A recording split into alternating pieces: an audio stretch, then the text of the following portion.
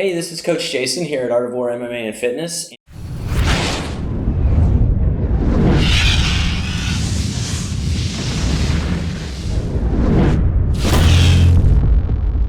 Today I want to show a couple of escapes from a head and arm position. And this is a position that you'll see judo players use this a lot because one of the things that's very important in judo is holding people down and pinning. I noticed in the jiu-jitsu, people tend to not use head and arm as much. I personally like it a lot. One of the reasons you can get your back taken, but I'll show you in a separate video some things I like to do from head and arm. But let's just talk about a couple of easy escapes if somebody does put you in this head and arm hold down. And if they know how to hold it, it can be actually pretty miserable there. Okay, so let's talk about a principle here. So if I'm in this situation where, so what's happening here, I can't get my elbow back, okay?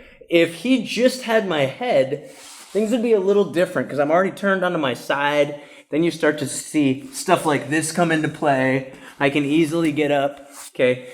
So we're not talking about just a headlock, right? There's different stuff you do when people just headlock you. And typically that would be a very uneducated fighter who doesn't really know anything about grappling. So just a headlock's pretty easy to escape.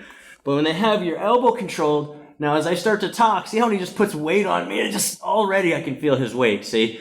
So when a person is holding you who knows how to do this, they're going to be controlling under here. They're not going to let you have your elbow back, and they're going to be having their hips off the ground a little bit, okay? So first principle of this is I'm going to get my hips under his hips, and I'm going to connect my hands, okay? So you can see my feet are planted on the ground. I've glued Andrew's hips to my hips.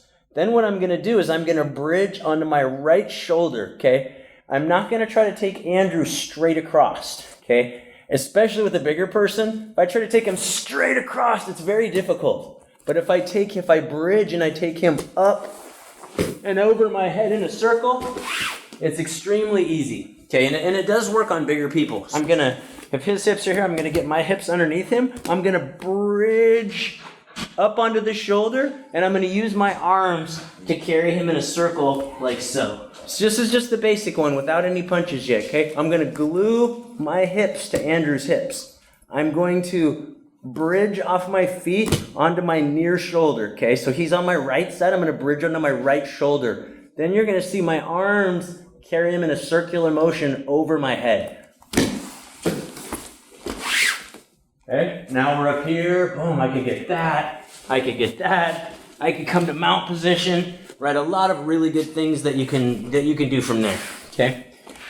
So in a street self-defense situation or in an MMA situation, people try to punch you from there, right? See, he can punch me and I can't get my elbow back. So if he knows how to hold this, right, he can sneak in a few shots here. And then a lot of times I see people doing this and trying to block. You know, and it's not that effective, okay? So all I try to do is if he's holding my elbow and I feel him release that to punch me, I'm just blocking. And now I'm blocking and I'm transferring. That's all I'm doing, okay? So block, transfer. Now I'm doing the same exact escape that I just showed you guys. Up, over. Now though, when I get to this side, he's gonna keep his arm bent there. I'm pulling him onto his side. I'm going to get a single leg ride, and now I'm striking. He's absolutely going to get that arm back. Now I have his back, okay? I can strike from here. I can start to get a choke in. Very good position to end up in. Partner is got his leg out there. He's got my elbow controlled, so he feels confident to start striking. I block. May have to block a couple. I transfer. I get my hips underneath him. I'm going to bridge him up and over the top. But now when we come out of this, my left hand is controlling Andrew's left wrist. Now I'm going to lean out. I'm going to hook my leg. I'm going to get a deep hook there. Now I'm striking. Yep, he's going to block. And now I can get into a position where I could finish my choke. Okay? So the person on top, when they're trying to hold you and you're bridging, they basically have two choices. They can stay really tight to you and you roll them through. Or if they don't want to get rolled, they'll loosen up, right? Then you just take their back. Okay, you can't have it both ways. I go to bridge. Andrew doesn't want to get bridged over. He relaxes his face. I pull my elbow back. Okay? So I either want to roll him through or I want to get my elbow back. If he starts to punch me first, no problem, right? I'm passing that. Okay? Now he feels me trying to roll him through. He relaxes. I get my elbow back. And now I'm going to come up and take his back. Okay, so I want you to just remember that very simple principle of escaping the head and arm, which is this. If he stays glued to me, I am going to roll him all the way through. If I go to bridge and he relaxes, I'm getting that elbow back, right? So it's once and again, it's an illustration of the bridge and shrimp principle. I'm bridging and I'm shrimping and getting that elbow back.